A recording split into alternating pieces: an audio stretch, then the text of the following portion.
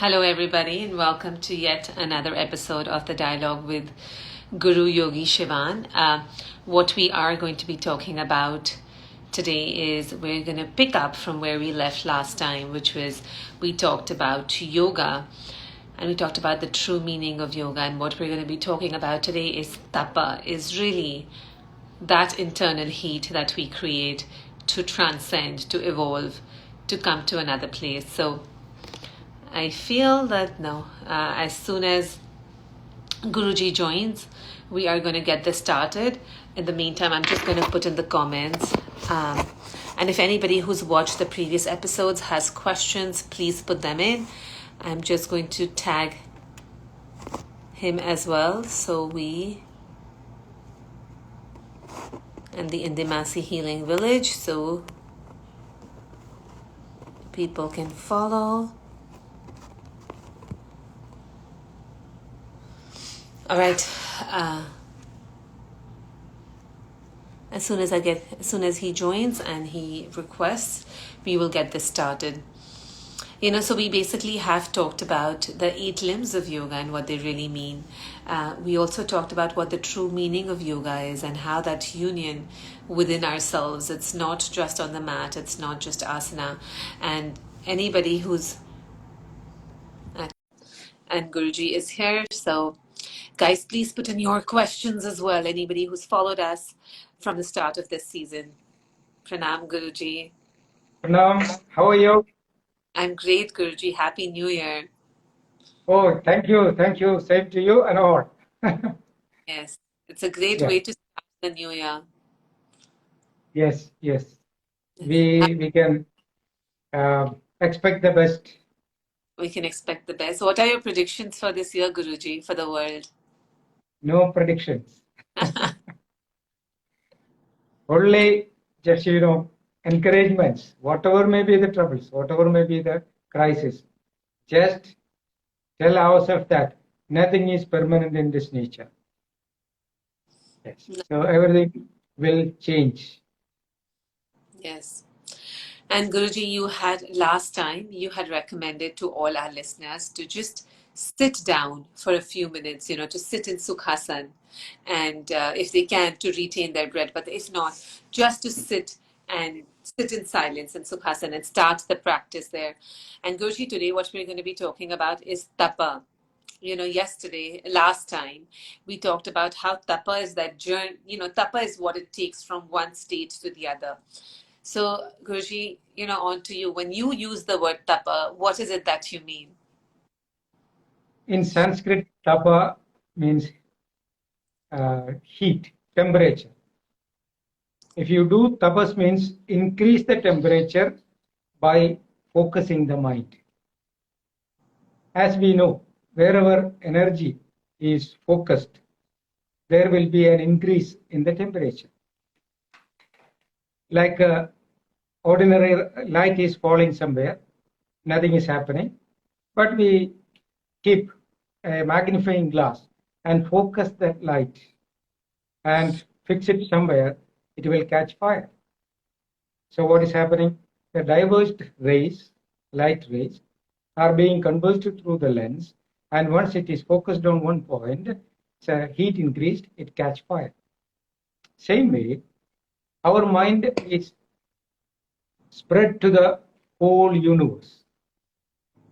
So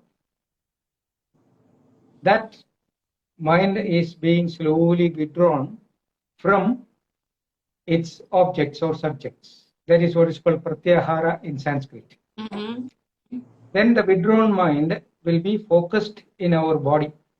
Mm-hmm. There, once mind is focused, heat will increase. Temperature will be risen up.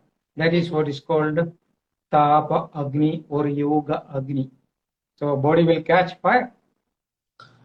There, the person who is in that process is called tapasa, a lady tapasvi. So tapas means, or tapa means, increase the body or mind or system temperature to change the existing cohesiveness to understand the next state of existence, as same as a piece of ice. Ice has a peculiarity, it is a solid piece. But that metal or materials or molecules are being bound together because of certain temperature. When we change the temperature, what will happen? That molecules will lose their cohesiveness and water will be born. Technically, we can say ice died and water born. Same way, our tissues, our cells are binding each other with a certain degree of cohesiveness. And we have 37.3 degrees centigrade as our body temperature.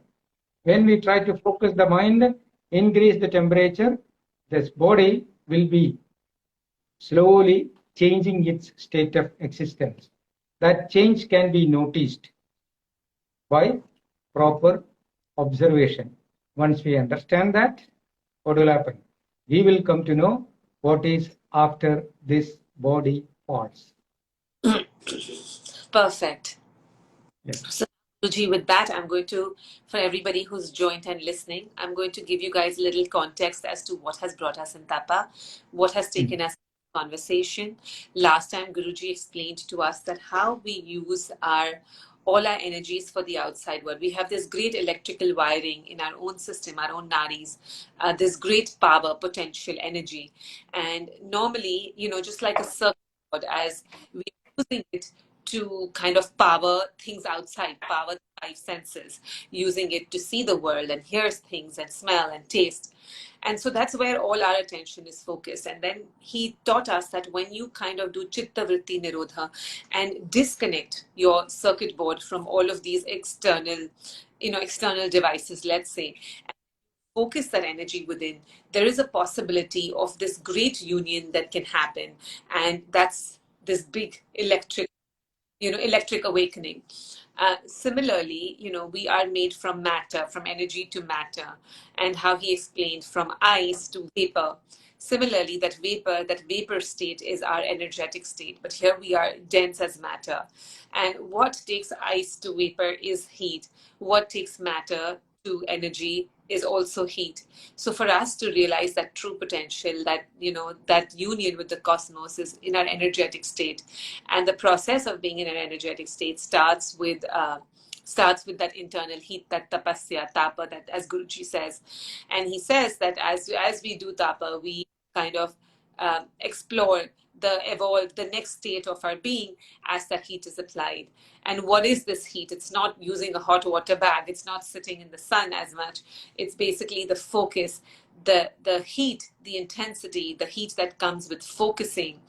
And I was going to ask Guruji, so where does one begin, Guruji? Where does one, if somebody wants to go on this part of tapasya, and I know the first thing you said is sitting down and holding the breath, but let's talk a little bit about the journey. Yeah.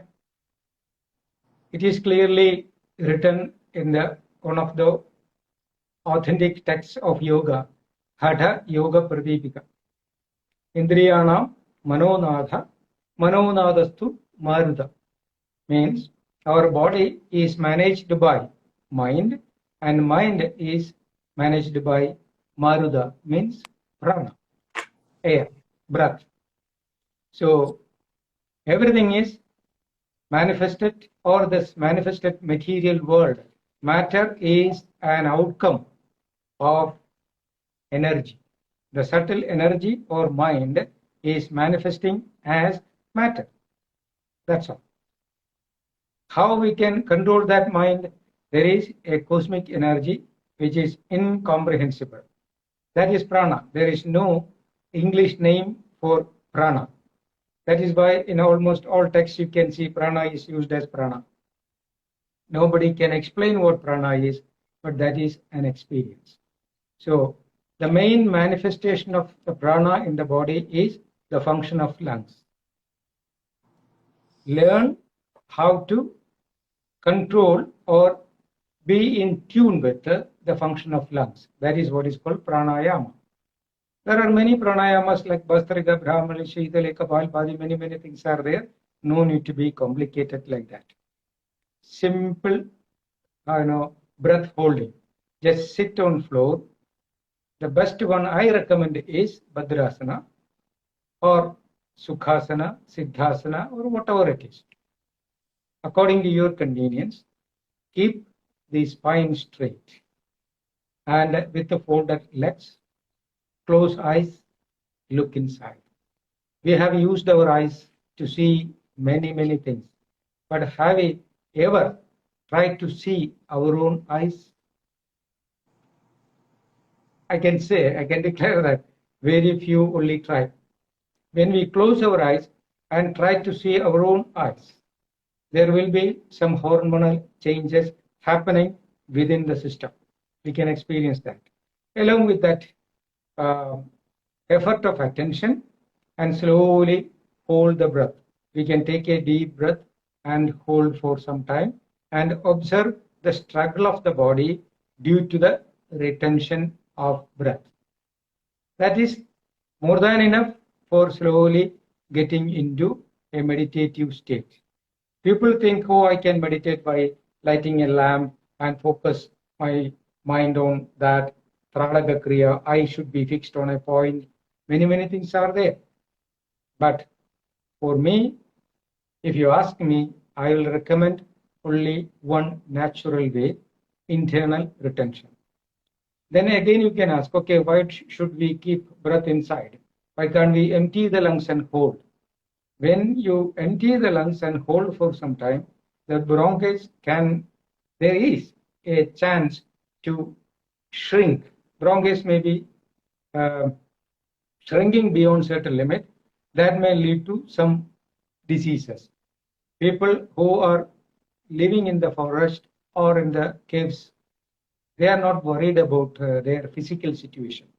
Mm-hmm. So if something goes wrong, they will sleep days and days, they will be sleeping, or they will die and they don't care. But for us, people who are engaging themselves into the material world, I will recommend only the internal retention, which will not go wrong. So for everybody, if they can spend around 20-24 minutes a day, 24 means it is clearly stated in our text. 24 minutes makes one nadika. Then 24 hours is that, divided with 24 minutes like that. So basic unit is 24 minutes. So if we can spend sitting on floor facing either east or north, and close eyes gently and take a deep breath and hold it according to everybody's convenience. When we feel the suffocation, instead of exhaling, we should try to inhale further and find our maximum potential of holding it and keep observing. After breathing out also, just acknowledge the struggle of the body due to the retention. So that will slowly take everybody to the beginning of meditation. Absolutely. Okay. So as Guruji said, this generation of internal heat, right, as prana is associated with our lungs, breath is life, and we work with the lungs to awaken that subtle prana, while in terms of the gross prana, breathing in oxygen gives us that air, but you want to activate that subtle energy within, and we use our lungs to make that journey. So how do we use our lungs? And Gaurav, we will take your question in the ending if somebody's asking a question. And the way we do this is Guruji said that when you sit in the pyramid pose, you sit in Bhadrasana with your legs flat on the floor. And there is a video that I had even in my highlights where Guruji has sent us a video how to sit. It's like a butterfly pose and you sit with your back erect. Then you allow for that flow to happen through your spine in that position with the proper grounding of your legs. Your legs are grounded and then you can elevate accordingly, the prana can move. In that case, Guruji talks about retaining your breath, that when you sit like that for at least 24 minutes, and there's a significance. And then, so Guruji, do we retain the whole time, the 24 minutes? Because earlier you had said that we do it 3 or 4 times and then we just sit for the rest of the time. As a beginning, nobody can go beyond 60 seconds or 90 seconds. You have to inhale and hold the breath. Most probably 30 to 40 seconds. After 30 to 40 seconds, we feel exhaling. But instead of exhaling, we should try to inhale further and try to reach our maximum, like 60, 90 seconds. But gradually, even you can reach to 300, 400 seconds. That is the practice. So after 60 or 70 seconds, we can exhale through the nostril. Then after exhalation, we should keep observing the struggle of the body due to the retention. Then we will feel some kind of happiness or that nobody can explain what it is. After 2 or 5 minutes of inner observation, we feel that yes, I can retain my breath once again. So second turn, again inhale maximum, hold for maximum, then exhale, again observe. So like that, 3 to 5 retentions in between inner observation will make 24 minutes of meditation. Perfect. Right. So this is a very simple, basic place to start, and it's really profound. Instead of using external objects and engaging our senses to gaze, whether it's candle gazing, whether it's anything else, you really go within, you go to the deepest place. Something that stays with us all the time is our breath. And similarly, Guruji says, Chakshu Indriya, your eyes are really related with this part of your brain as well, with the back of your brain, which is really the center. So you close your eyes and you observe your eyes with your eyes closed. And then Guruji says to take a deep inhale. I have the video again in my highlights. And then you take that inhale, hold even further, and then exhale. And then once you exhale, to observe that struggle, observe the changes, the chemical changes that happen in your body, which really can be experienced, which can be felt. And, I've been practicing since Guruji has asked me a couple of years ago, and it makes a huge difference. And the Guruji, it's like the entire anatomy and the physiology, the chemistry of the body changes while you stay at the practice. And then, there are moments where you actually experience just energy. So that's a great place to start, and that builds up internal heat as well. When you do the practice, you actually start feeling a little warm and heat and hot, right, Guruji? That's so odd that you feel so hot when you do the breath retention. Of course, you will start sweating. Yes. If you do it properly, you will start sweating. Without any exertion, you can burn calories. It's crazy that how you start sweating, within 3-4 breaths, you're sweating because it's that internal heat that is generated, and then that cellular change can happen. So Guruji, I want to ask you a few more questions about tapasya, right? So when anybody hears the word tapasya in India, the most common understanding of tapasya is doing a fast, is upvas, refraining from food. Growing up the family that I did, tapasya means fast, or tapasya means enduring struggles. So Guruji, what about that? Again, in Sanskrit, one word has many meanings. So tapasya has one meaning, as you said, like a dedicated effort. A musician, he is doing his tapasya because he is practicing consciously with like a strict discipline. That also a tapasya. A child who is focused in his studies, that also a tapasya. So wherever mind is focused, there will be an increase in the temperature. That temperature will influence the functions of the glands. That glands will give us different results. I mean, the production of glands or the secretions, hormones will make the changes. That changes will give us different benefits. That is the result of that effort. But the ultimate aim of yoga is understanding our reality or find the truth of this manifested world.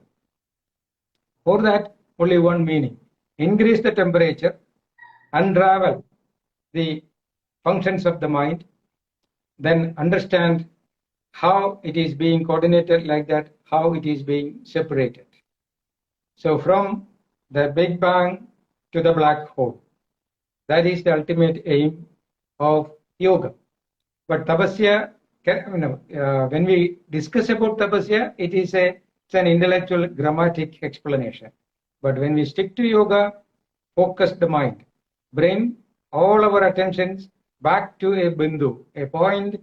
There, that bindu will be converging, contracting, and it will be dissolving into something which is beyond explanation. And one day we will experience that Bindu, the primordial atom, will explode. That can be set or viewed as the Big Bang, and the manifestation is known as the, what we can say, black hole, whatever it is. Amazing. It's amazing how you explained that, how, focusing on anything, and it's just, you see magicians, they focus on something and they make it move. So focusing on something changes the reality of the matter. It brings about the energy in that substance. And with that energetic reality, then you can really understand how this material world is manifested. But that has to start with that internal tapasya, because we are trying to understand the truth of the body. So rather than focusing on anything outside, you focus on something inside, because yatha mana tatha prana, right, Guruji? So wherever you find, the energy will flow. So if you want to learn about your body and you want to learn about the truth of your body, we put the mind inside. And so everybody practices meditation. This is the really big reason to use your own body and understand your own body versus using anything external, to understand that reality. As Guruji said, from the Big Bang theory to the black hole, here we have this great manifestation of matter. And all of this is actually in our Shastras, the Big Bang and the black hole. And we can make that whole journey in this body, in this time, today. So Guruji, people have questions, but before I go into the questions, one is a practical question I'll ask you now. What is the best time to practice it? And Guruji has said that earlier, but let me ask him again. Guruji, since today we've gone into such extreme detail of the practice, what is the best time as well? And whether it needs to be empty stomach or not? Best time is early in the morning. Anywhere in the world, after the sleep, mind is fresh, body is relaxed, then have a shower or have hands and legs and face can be washed. Then we can sit for meditation. That is the best time, and stomach will be generally empty. If you are very hungry, you can have a little milk or a tea or a coffee according to your taste. Then you can start your meditation. Okay, great. So hopefully everybody who's listening, that's where the real work lies. Guruji usually even prefers to not give these intellectual explanation, but he's indulging us.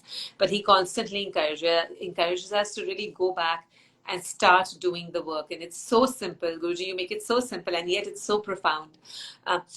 So Guruji, one thing you keep talking about, and we had said we will address this time, is, we've talked about it before in our lectures, and it's the most brilliant understanding, is you talk about the hormonal changes, and you talk about how at the end of the day, your body is just chemicals, and the regulation of chemicals is really what this journey is about. So Guruji, let's talk about that today. So the hormonal changes that come about. What are these hormonal changes in our normal state when we are engaged in the world? What are these hormones that are at play? And then when we go into higher states of meditation, or we go within, what is the change that happens? And then that change in body chemistry, how does this bring us closer to ourselves? Again, it's an intellectual exercise which has no meaning in yoga. Yes. Okay, yoga, chitta vritti, nirodha. Yes. Yoga means you have to arrest the functions of your mind, and still we look forward for explanations. But yes, I want to make clear this point. There is no world existing as you perceive. Mm-hmm. Everything is our own production in our body.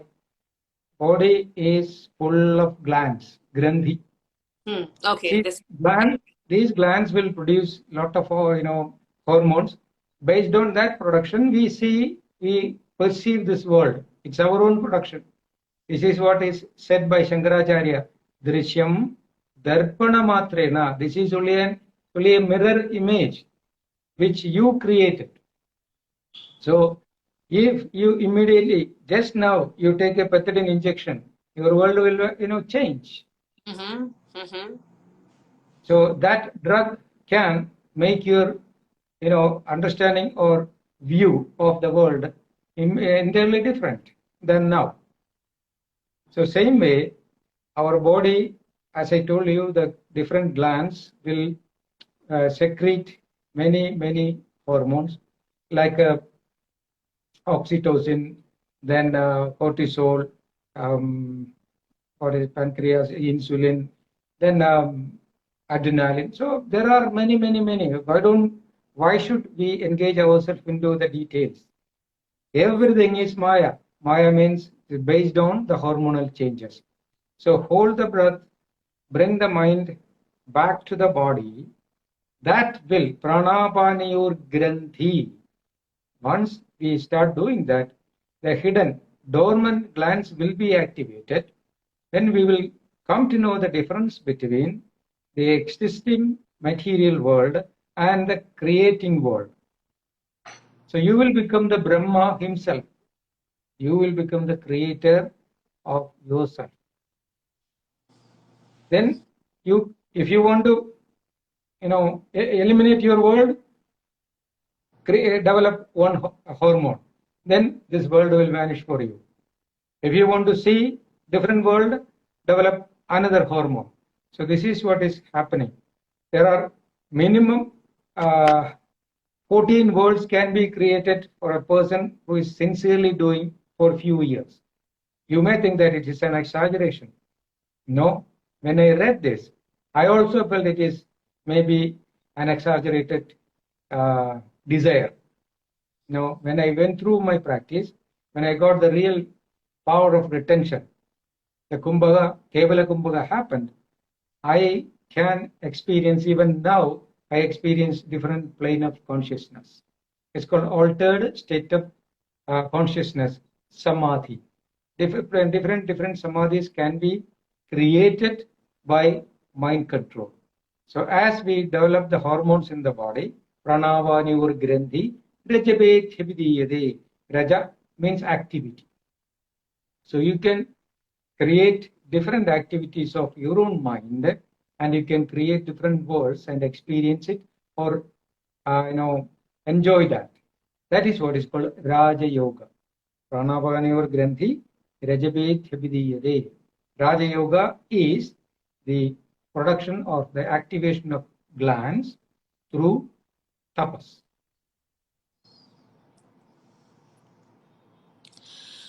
Okay, so Guruji explains to us that how we are nothing but just chemicals, that our body is made up of all these glands and granthis.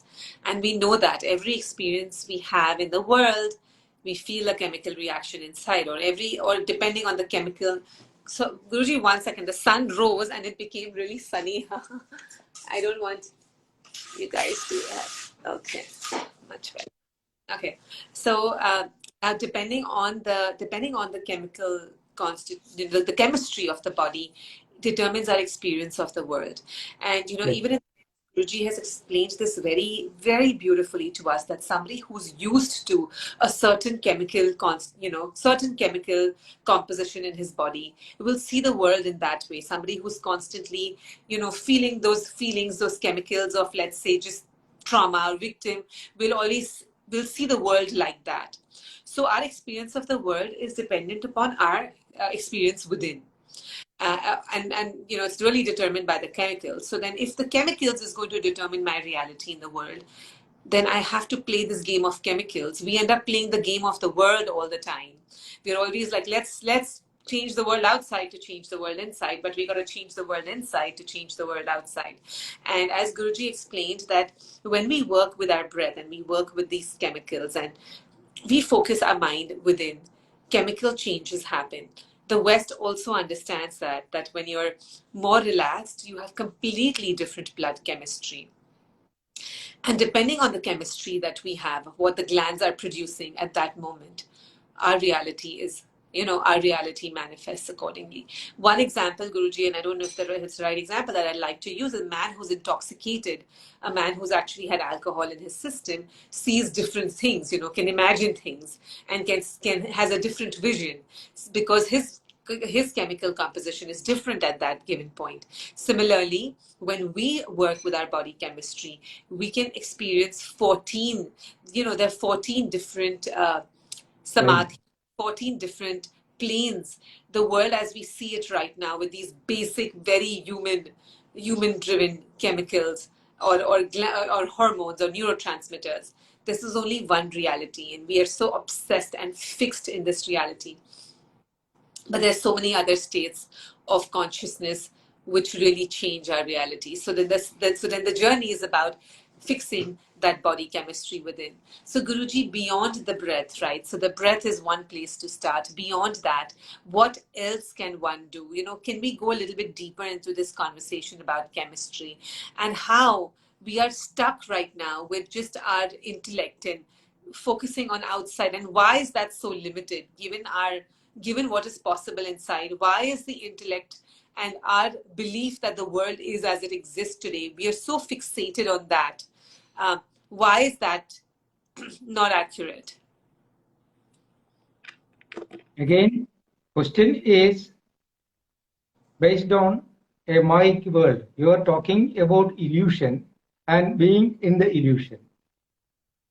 This talk is not going to end anywhere. You know that already, Guruji. See, it's like suppose a blind boy is asking about colors. You said, okay, colors are there. There are basically 7 colors, and these are the colors. And child is very intelligent, and it reads through the braille about colors, and it can ask questions, but never that process of asking questions end. You know why? He doesn't know. He cannot see it. That hormone is not working. That organ is not working. So when you talk about red, he will ask, okay, what is the difference between red and yellow? Then you will say something because you love the child, so you don't want to, upset him. Yeah. So you keep on giving answer. This is what is faced by almost all gurus in the history also. But what I'm telling you, unless we open the third eye, none of these questions will be answered. Mm-hmm. When we open the third eye, no need to get answers for these questions. You know why? It will become an experience. Mm-hmm. Like that blind child, you are explaining or you are telling something about the rainbow, the beauty of the rainbow. So he will keep asking questions. Which hormone will make me see that, or everything will be happening. But if you take the child to a good ophthalmologist and find out why that blindness is there and rectify that problem, one day child is getting its vision back. Then he is witnessing, he is seeing the abundance of the rainbow, and all his questions about rainbow will be vanished. Same way, you keep asking questions. This is the outcome, the consequence of intellect. Intellect is a limited fabric, universal fabric, and it is like a cage. We are, tied up. We are bound to be in that cage. Mm-hmm. And you are talking about what is outside this cage. Mm-hmm. And I am telling you, obliterate that boundaries, remove, eliminate that cage or the fabric of your intellect. Then you will experience it. Otherwise, these questions never end, and it is impossible to give you answers. But of course, Jnana Yoga speaks about this. Many explanations, that hormone, this hormone, and this prana, 72 type nadis. And of course, there is no end for this dialogue. But if you want to experience, all talks will be arrested, silence, mauna. Close your eyes, close your mouth, close your nose, close your ears, close your touch feeling. Withdraw your senses, then focus inside. There, the answers, the questions will be answered, and the answers will be revealed from within. That is what is called revelation, not explanation. So how long we will explain these things? It is as same as, explaining about the color to a blind child. Yes, Guruji. So then, Guruji, where from here? If our is that journey within? Uh, so then we just stop intellectual discussion, Guruji. I know you had talked about why the importance of the intuition versus the intellect, Guruji, Yes. and so Guruji, tell us a little bit more about that. Once we control the functions of intellect, energy will be focused back. That will activate our instinctive power. We have three planes of energy manifestation. One is intellectual manifestation, second is instinctive manifestation, third is intuitive manifestation. So intellect is, though we feel it is very advanced and spread, but it is too limited in front of the instinct. Instinct is much more powerful than intellect. Like when the outside temperature is high, you start sweating. If it is low, you start shivering. It has nothing to do with our intellect. It is a spontaneous reaction with the external change. We may think, oh, now the temperature is a bit high, switch on the AC. That is an intellectual decision. But body starts sweating. That is instinctive reaction. That is more close to the law of nature. So when we start, like controlling the intellect or not appreciating the intellect very much, that energy can be focused back to instinct. So instinct will be more powerful than the consciousness will be experiencing or focusing on that. Then slowly from the instinct, we can guide our attention back to the intuition. Okay? Technically, it is called Hiranyagarbha. You can focus your mind in the heart. Once heart starts, vibrating, when you recognize the functions of heart, there you will come to know who am I. That is a revelation. So the intuitive development will be there and it will be a wonderful enjoyment. So from intellect, slowly drive back to instinct. From instinct, slowly go back to intuition. This is what we can do. But technically, animals are more instinctive than intellectual. But human beings are more intellectual than instinct. Mm-hmm. Mm-hmm. And I know you had said that the, Jantu, we've lost Yes. that. Yeah, we've lost that instinct, Guruji. We've become so intellectual that we've lost that instinct. So you encourage us to just keep coming back to our instinct, really shut down this noise, come back to the instinct, let us take it to the intuition in our heart, which is the Hiranyagarbha. But if you refer the term Jantu, I will strongly recommend not to go back to Jantu state.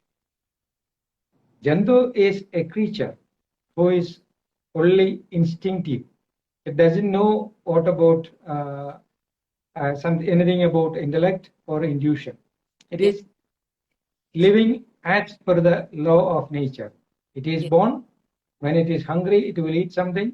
Once it is thirsty, it will drink water. And once it is tired, it will sleep. Once it is excited, it will mate. So born, grown, reproduced, and died. That is the law of nature or the duty of a Jantu. Jantu in Sanskrit, body is produced by fibers. Cells are producing muscle fibers. These muscle fibers are forming into certain muscles. And in that muscle, life manifests, life energy manifests. Once life manifests, it is called Jantu. Otherwise, Jada. Jada means dead body. Okay. So from the Jantu state, beyond the law of nature, the two-legged Jandu. Who is two-legged Jandu? Who is? I can say a Jandu walking on two legs. Yeah. Two Or, legs. Like who a is bird? that? Flamingo. No, human beings. We all are born as Jandus because when we were in the child state, at the early childhood, we were more instinctive. Yes, eat, We drink. could feel things. Yeah, eat, drink, sleep, that's all. Yeah. Then as we grow, intellect will be developed. Once intellect is adequately developed, there can be, among these two-legged Jandus or species, few people or few Jandus, few creatures will start asking certain questions. Why am I breathing? No donkey is asking, why am I breathing? No elephant is thinking that, why should I eat? What will happen after my body falls?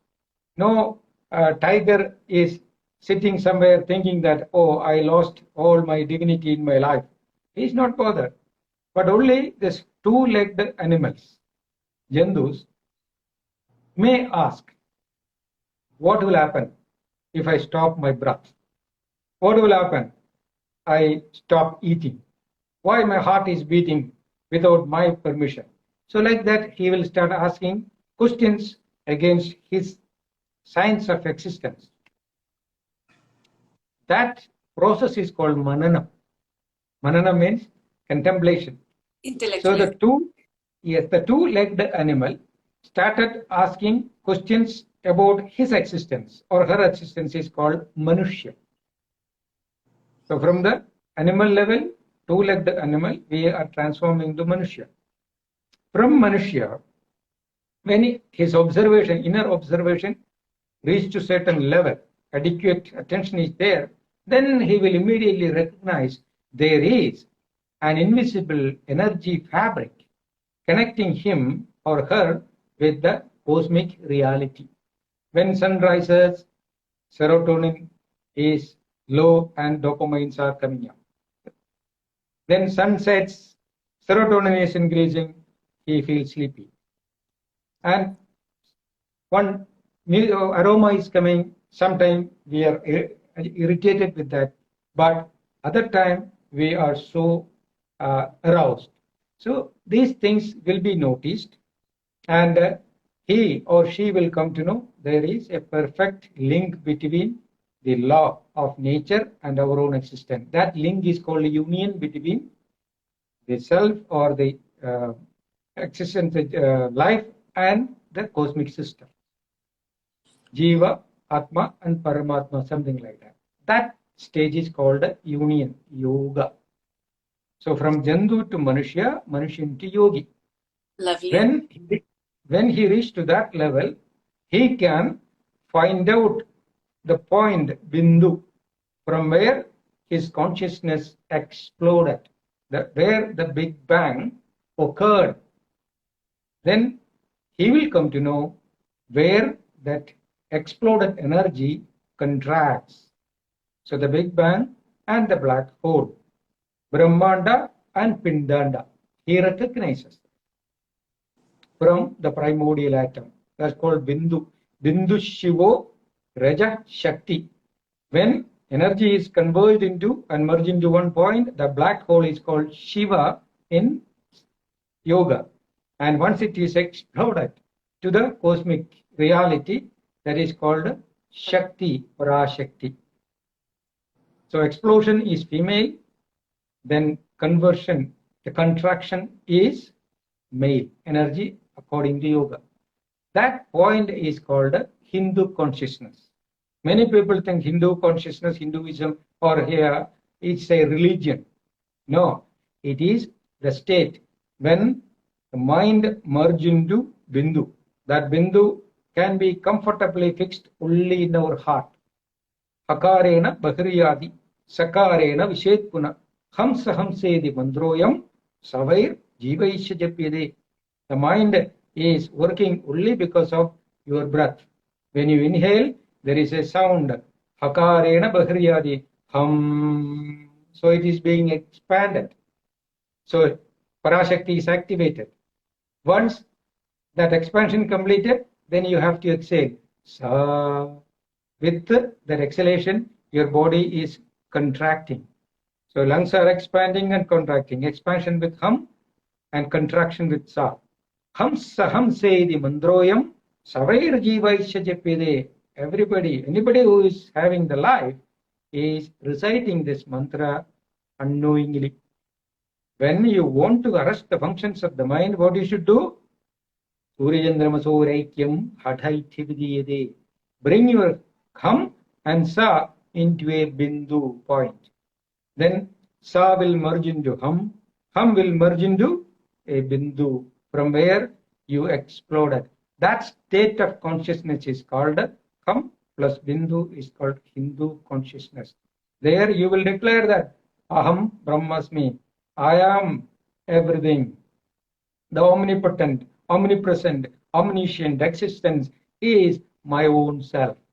When I declare that I am a Hindu, then you may ask, Guruji, if you are everything, who am I? I will say, Tatumasi. You too are that. Tat, that. Reality, Tvam, you, Asi, are. These are the two key words of Ayurveda and Samaveda. But Rigveda says, go beyond your intellect. Prajnanam Brahma. Atharva Veda says, I am Atma Brahma. So everything is same. This is why in India there is a God for creation. Who is that? Brahma. Brahma. How many heads he has? 4 heads. Brahma has 4 heads. That is from Jantu to Manushya, Manushya to Yogi, Yogi to Hindu. 4 levels of evolution is the 4 phases representing 4 planes of consciousness. Love it. Okay, this was really explanation. Guruji talked about a journey as a human being. You're born so primitive as a jantu, as with our very primitive instincts. That's all we have at birth. We are eating, drinking, sleeping, pooping. That's it. Then, as we start getting into the world and using our senses, then we kind of start doing manan. We start contemplating. We start intellectualizing. And some of us are just stuck in that journey just our whole life. But when we really tune in and for a moment disconnect our senses, we start realizing the connections we have with the order of the Brahmanda, that how connected is our body to the universe. And then we start, and if you start that journey, then we go into the path of yoga, and then we become a yogi. Manushya, you become a yogi, because now you're really more intuitive about the cycles of the world and the cycles of the universe, and the cycle of our human beings within, and that connection. When that starts happening and we take that journey further and we really practice as Guruji has recommended, and we realize that there is this expansion, there's this divergence and this convergence that's happening at all levels. It's the breath as well, the hum, the expansion of the breath and the contraction. And similarly, even in yoga, when you have that dhyana, when you have that convergent focus, then suddenly there's like this divergent understanding, the understanding of the Shiva and Shakti. The Shiva is just the bringing together of the energies, and the Shakti is that explosion, again, that black hole to the Big Bang. And what is the point, that transition point, that point of union of of the Shiva and Shakti, of the Hum and Sa, of that expansion and contraction, when we become really when we settle in that union, and we awaken that another state of consciousness which really understands the world, this transition between the mind and matter. And that's when you are at the state after the yogi, which is the state of Hindu consciousness, which is understanding. It's the bindu, it's that point of union, and Yes. your consciousness really sitting at that point of union. Yes. Yes, Guruji. Okay. So we have one question, Guruji, before we end. I think this was actually profound summary of how, and also to question ourselves, where are we stuck? Are we still at the Jantu state? Are we at the Manushya state in our own lives? When are we acting Manushya? When are we acting Yogi? And when are we actually further, right? Because I'm sure at different points of time we're doing all of that in the day. But the goal is more and more to be in the Yogi and the Hindu consciousness state. So, Guruji, one question that we're going to take is somebody said it's a very simple, everyday, practical question is that how do you start thinking through your body versus thinking through your mind? So, on a daily basis, Guruji, this is a big question for everybody in the modern world where they're always making decisions through their intellect. How do we just bring that and have start living through our body and our feelings rather than living through our mind? If there's a simple tip for that or explanation for that, Guruji, we'll take it. Otherwise, we can take it up as a whole topic if you think it'll be better. Yes. The answer for this question is think through the body, because you don't know what your mind is. So feel the mind in the body. The union between mind and body is called yoga. The link between the mind and body is prana. That is why I told you from the very beginning, just focus on the prana. Hold the prana. Then the link or separation between the body and mind will be revealed.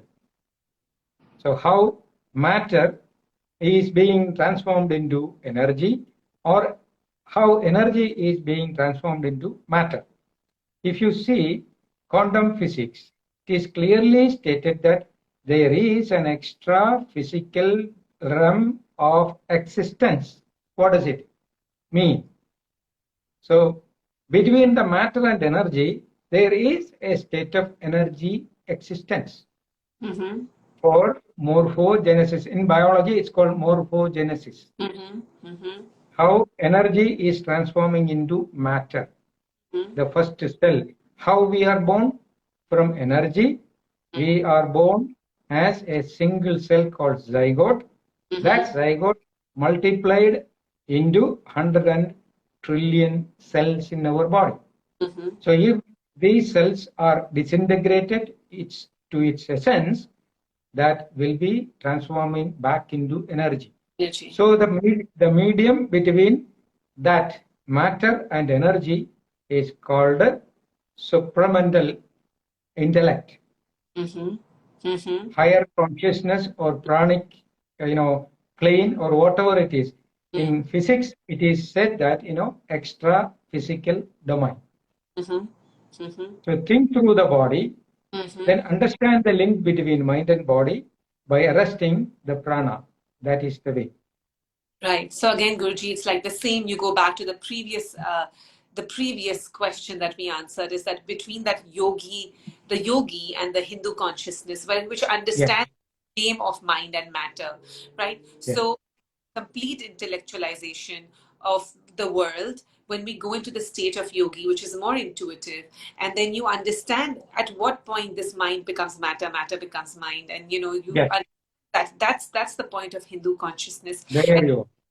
As we keep practicing that, as we kind of start awakening that yogi within us, and which truly doesn't reside in the world outside, in the events of the world outside, that yogi resides within, in this awareness. And when we start doing that and make decisions, think through your body.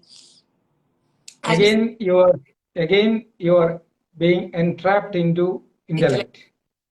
The moment you recognize that state of consciousness, Hindu consciousness, there is no inner world or outer world. There is no inner world and outer world. You're right, Guruji. It's just that whole,